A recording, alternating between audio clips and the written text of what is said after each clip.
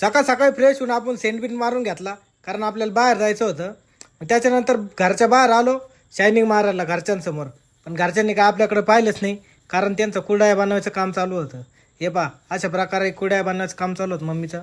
मग मम्मी तिच्या कुरडया बनवत होती. या पहा आपल्या कुरडया कशा झाल्या, एकदा कमेंटमध्ये सांगा. त्याच्यानंतर आपण निघालो बा आपल्याला, कारण राहुरीला जायचं होतं एक कामासाठी. मग निघालो आपण.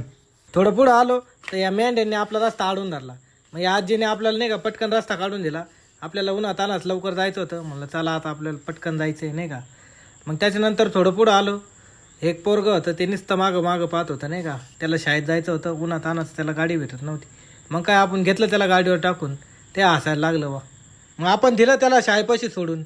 मग गेला तो आपल्याला बाय करून. त्याच्यानंतर आपण 1-1.5 तासाचा प्रवास करून डायरेक्ट आपण आलो डोंगरामध्ये. इतका भयानक रस्ता होता ना. हे पा, इकडून डोंगर खड्डे सारे. असं आदत गेलो ना. फायनली आलो आपण आपल्या लोकेशनला आलो. हे पा, हे लोकेशन तुम्हाला दाखवून घेतो.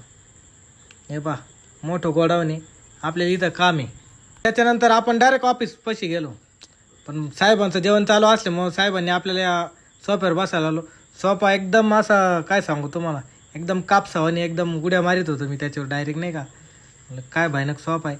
त्याच्यानंतर आपली मीटिंग झाली बरं का.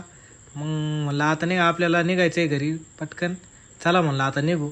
बाहेर आलो तर बाहेर पहा आपली नजर पडली ह्या गाडीवर.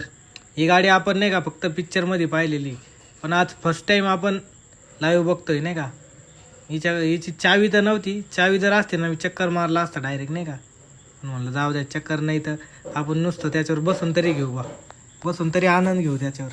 मग त्याच्यावर बसलो थोडीशी रील काढली. म्हणलं चला आता उन्हाच्या आधी आपल्याला नाही का निघावं लागन पटकन.